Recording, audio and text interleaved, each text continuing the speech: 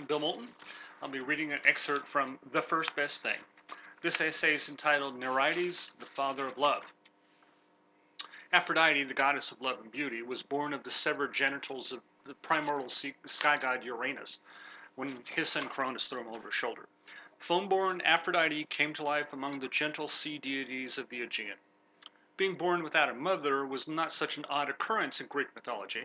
Athena sprang from the brow of Zeus, fully armed and fully grown, and Dionysus came from their father's thigh.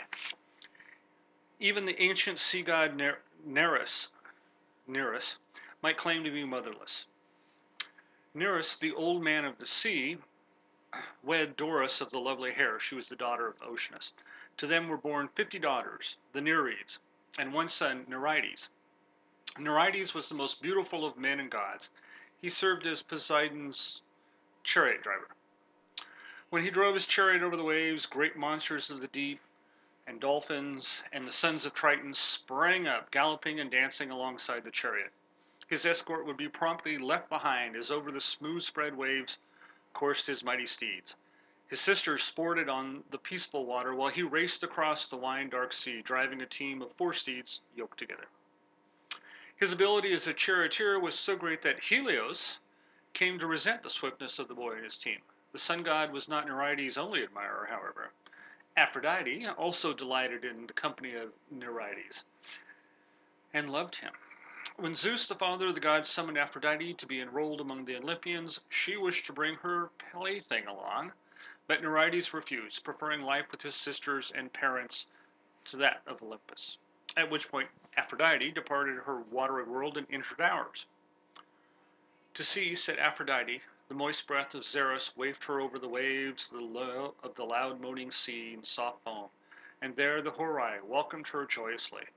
And with her went Eros, otherwise known as love, and comely Hemeros, desire, followed at her birth, at the first, and as she went into the assembly of gods. Eros is often considered Aphrodite's son and the youngest of the gods. But how can he be present at his mother's birth? That is to say, when she stepped ashore for the first time. And who was his father? Poets suggested many answers, including Ares, Zephyrus, and Poros. Aaron J. Amsmith at theo.com, my favorite website, says, Hesiod may be suggesting that Eros and Hemeros were born of Aphrodite at her birth. Indeed, according to Sappho, Uranus was the father of Eros by Aphrodite, which suggests she was imagined born pregnant with the god. There's no myth associating Ares and Aphrodite prior to her ascension to Olympus. The only myth about Zephyrus and her is at the moment of her departure from the sea. Poros is more of a philosophical abstraction. Rather than the double monogenesis formed by the Uranus option, I'd prefer to use Ascom's razor to finish off the hydra-headed question of Eros' paternity and suggest simply Aphrodite's foster brother, Nerites. As noted above, the goddess and her handsome godling were lovers, and, to quote, the beds of the gods are not unfruitful. Hence, Aphrodite arriving on her half-shell must have been already pregnant with Hemeros and with Eros, the bow-packing little cherub commonly called Cupid, making Nerites the father of the god of sensual love who bears sway over the inhabitants of Olympus as well as over man and all living creatures.